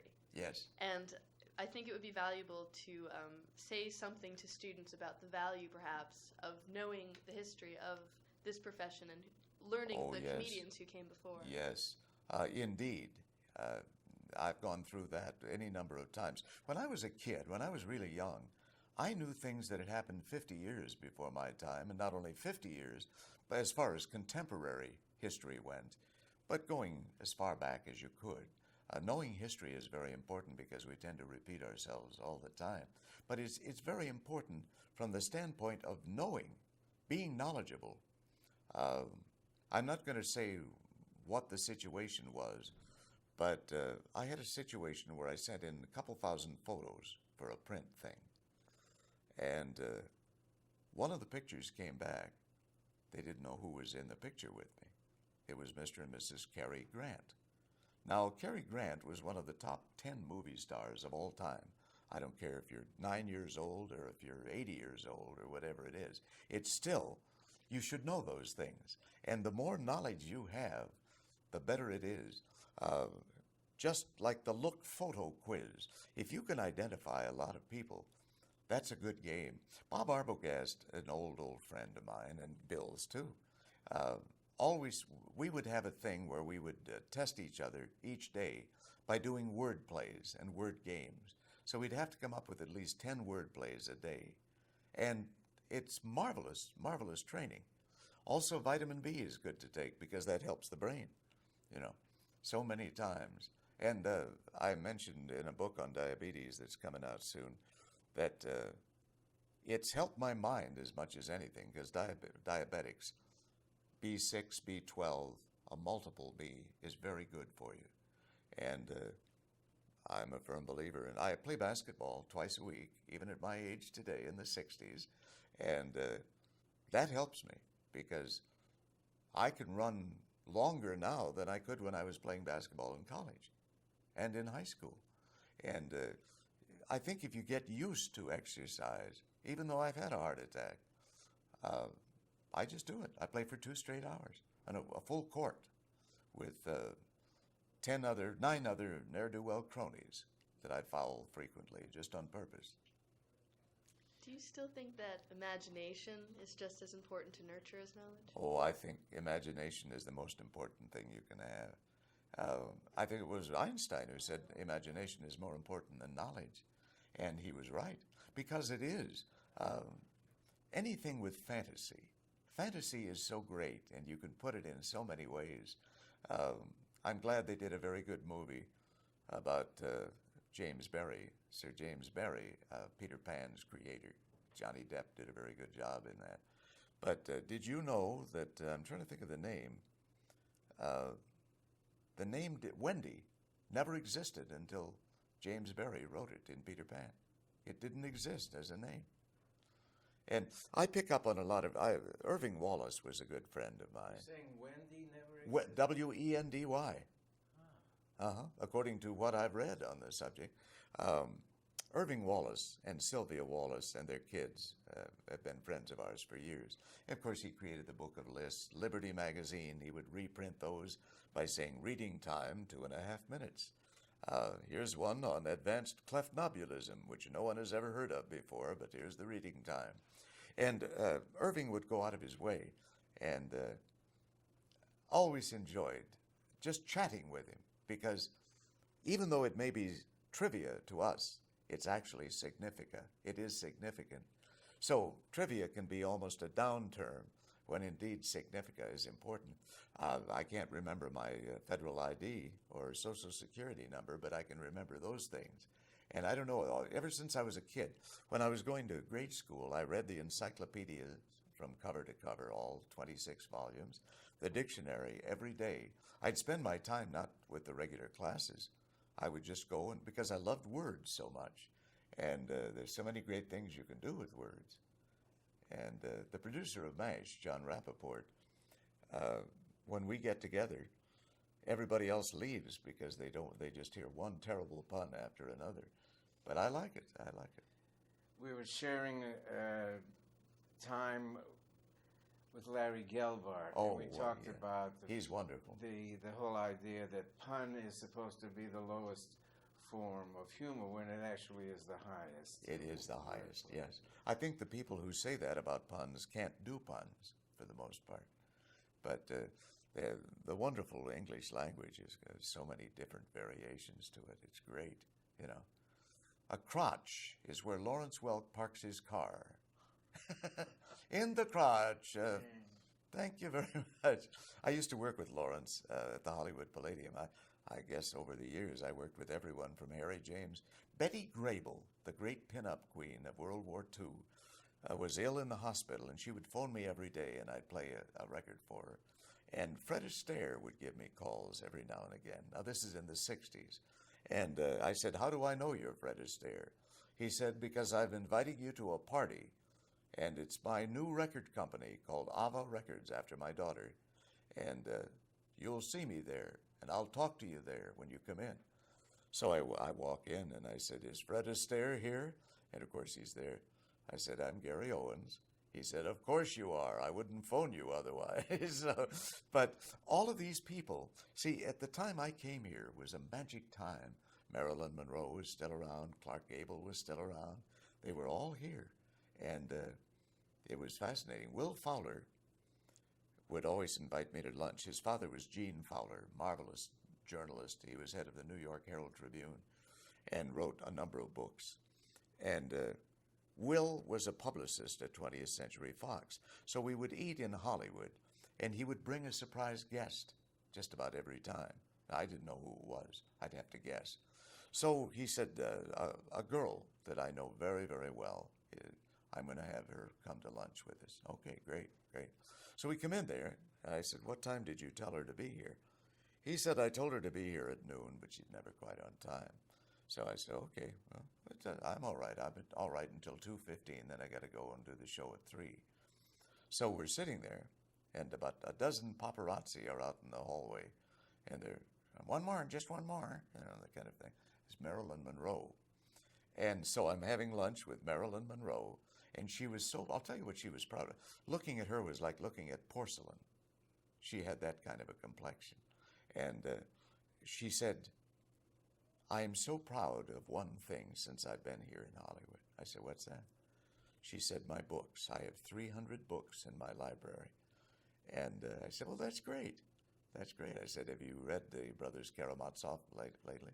And she said, "Well, not lately, but I have years ago." And I said, "Which was the meanest, Larry or Moe of the Brothers Karamazov?" She said, "I don't think they were in there." But, we were trying to have a serious conversation. But Will and he died about 3 months ago, and he was the one who discovered the Black Dahlia murder case. He found the body. He had a tip, and he found the body, and he was a great newspaper man. And I enjoyed every conversation. See, now you talk about history. That's history. That's oral history from people who are much older than you are, because he was about 85 when he died. But he was there all during these things. He was there during every important thing of his lifetime, practically. If he wasn't, his father was. And so I've got a good memory for remembering things. And I try to and Bill does the same. Bill, you do the same thing. That's, of course, how jokes are made. We know that. By putting something here and something that's a surprise over here. The people getting out of the asylum, did I tell you that? No. Okay. Here's a joke for you, all of you archivists, okay? An institution in California is letting 3 people out of the institution, and a psychiatrist is chatting with them to make sure that they're mentally all right to go out into society and won't get in any trouble or fall down or anything. So the first one, I just have one question for you. It's sort of a mathematical question in a way, but you can deduct various things from it. The guy says, well, I'm ready right now. All right, how much is 3 times 3? That's very simple. 180? No, I think perhaps you should go back to the padded room. Maybe another year or so. You're not quite ready yet. For this question, anyway. It's only one question. All right, number 2. Hi. I'd like to answer whatever question you have. It's a simple mathematical question. How much is 3 times 3? Tuesday? No. You're not quite ready yet. Third one. You, sir, do you feel you're ready to go out into society? Yes, I do. I've been a murderer, a rapist, a thief, a king. I was king of Cleveland for a long time. Yes, we understand that. How much is 3 times 3? 9. 9, that's very good. How did you arrive at this summation? Very easy. I divided 180 into Tuesday. Hey. Anyway, thank you for interviewing me. I am glad to be a part of it. We're delighted that you were so generous with your Well, I'm time. glad to do it. Glad to do it. We have one parting shot, which is kind of a Sure. silly question, but we use it because it has a continuum. Was it worth it? This? Oh, you mean my Your career? whole career. Oh, yes. I wouldn't know what I would have done. I don't know how to do anything else other than be part of this business. Or even though I was a newspaper man, it's still similar. If you're writing a story, it's the same as telling a story, whatever it might be. Yes, I would not trade it for anything in the world. Well, maybe a few things in the world, but as far as an avocation goes, radio was a great... I've never been out of radio. I've been in this business of radio for a long, long time, since I was 16. And I probably have done between 12 and 15,000 shows. Just giving out numbers doesn't mean anything, but I've done a lot of things. I probably have interviewed 12,000 people over the years, everyone from Otto Preminger to Lou Rawls, whoever it might be. And each one has been a wonderful, wonderful thing. Howard Cosell. I was broadcasting from the Coliseum. Before every Ram game, I would broadcast from the Coliseum.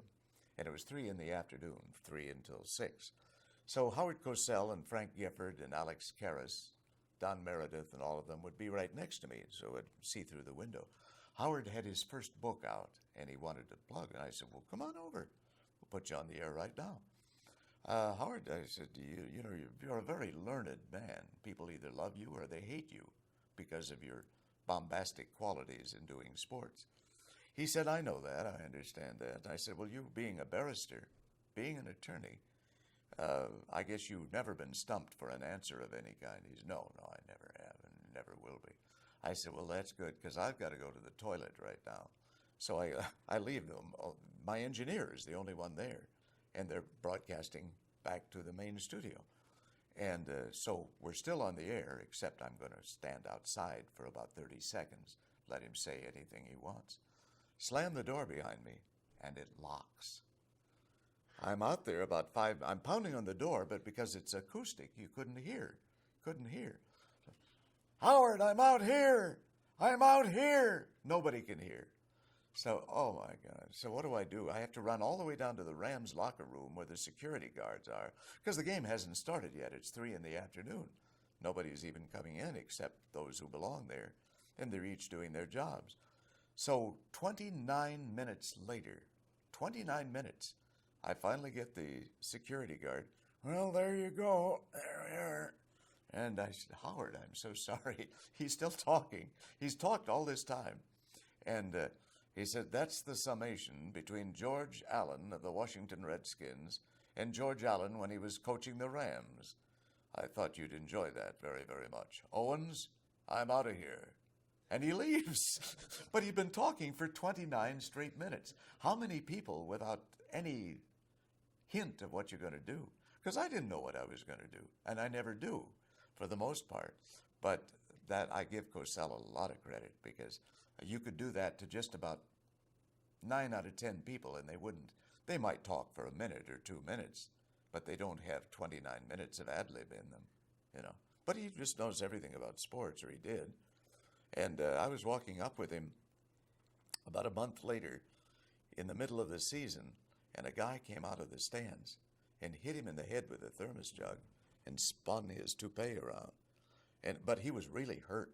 I mean, it was, I didn't do any jokes or anything like that, but people get so vehement about things, you know. But he didn't have to be hospitalized or anything, but always had great joys. When Pat Hayden went to Oxford and passed the tests for Oxford University, I said, would you mind doing the test? I'm sure you remember all the answers to the questions. And he said, oh, well, of course I do.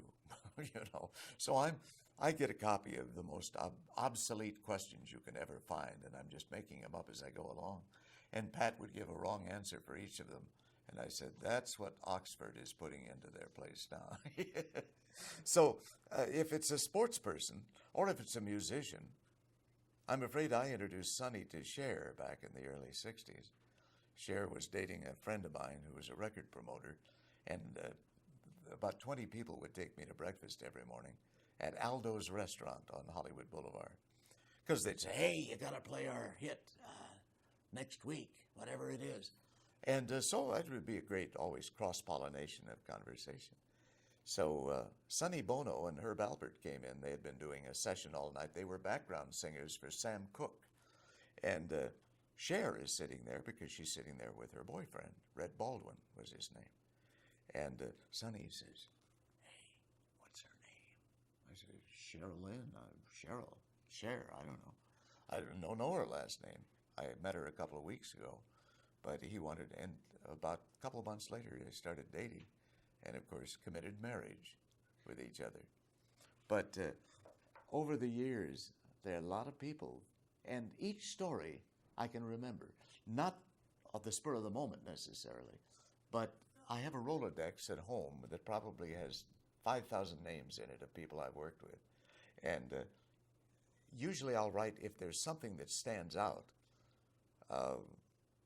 If I stepped on his foot accidentally or whatever it might be, or likes to fly by himself, there's a way of intertwining those when you're interviewing people, as both of you did very, very well. It's an important thing to know how to do those things. And as you get into this business, if you are on a talk station particularly, you must be knowledgeable. Music, you can fake it a little bit, because I worked with everybody from Frank Sinatra to Tony Bennett to Lena Horne to Satchmo Armstrong, all of these people. So the great part of that is not name dropping, but the fact that you can tell a story that's probably never been told before. See, that's part of the thing. And I worked with Duke Ellington at his orchestra, and when I was 16, I did a mutual broadcast, and that, to me, was one of the big thrills of all time. He wrote Take the A Train with Johnny Mercer. Johnny Mercer, you know, I don't know if you realize this or not, but Johnny Mercer was in love with Judy Garland, and she broke off the relationship. That's when he wrote, it's 2:45, there's no one in the place except you and me, so stick 'em up, Joe, you know. But one for my baby and one more for the road. And he wrote 3 songs for Judy during his lifetime, but they were all, I Remember You was one of the songs, which he didn't, I think another guy wrote the lyrics to, but he dedicated that to Judy Garland. And I had lunch with Johnny Mercer's widow a couple of years ago, back in the early 90s. And I said, was there some reason that you didn't mention in your book about Johnny? Judy Garland. Oh my God, I said the wrong thing. I said the wrong. You know, she was. I don't know if they were. I guess maybe he was married to Ginger at that time, but I said the wrong thing, and I said my apologies. I didn't know. I didn't know the real story, but she would not allow Judy's name in any publication from then on. Well, you Oh, said here we got to go. We said, I was going to say one of those continuity things, that you said all the right things Oh, I hope so. today, for which we are very, very grateful. Thank you. Thank you. People 100 years from now. Well, I hope that they are not spitting on my name or my whatever it might be. But thank you. That's great. No, I enjoy doing these kind of things because if we don't archive things, there's not going to be anybody remembering anything. You know. Remember in the movie Soylent Green? Charlton Heston. I'm sorry. Charlton Heston. His wife Lydia and my wife and I were having dinner with Chancellor Young of UCLA and Sue Young, who was my wife's best friend for years. And so I said, you know, a movie that most people don't talk about very much was a great science fiction flick called Soylent Green, where the people were made out of, cookies were made out of people in the future. Thanks. And so he says, you know, that's one of the few movies that I actually cried in.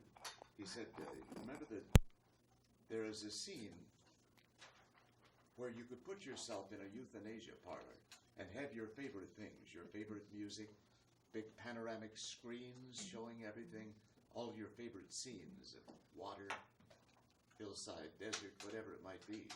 And in doing so, he said, I get to the death chambers too late to save him. He's already got poison in his IV system there where they stuck it in his arm. And he said, just as we're starting the scene, Edward G. Robinson, who's killed himself because they burned all the books and so on, said, Chuck, I waited until this scene, which is the last scene for me in the movie, so I could tell you, it's for real. And Heston says, what? No, I'm really dying. I've got cancer. I've had cancer for a long time. And the doctor gave me a week at the beginning of this week. And I said, my God, did he really? And he said he did that purposely so that when you see the tears in my eyes, they're real. They're not glycerin. You know, and you have a crying scene, that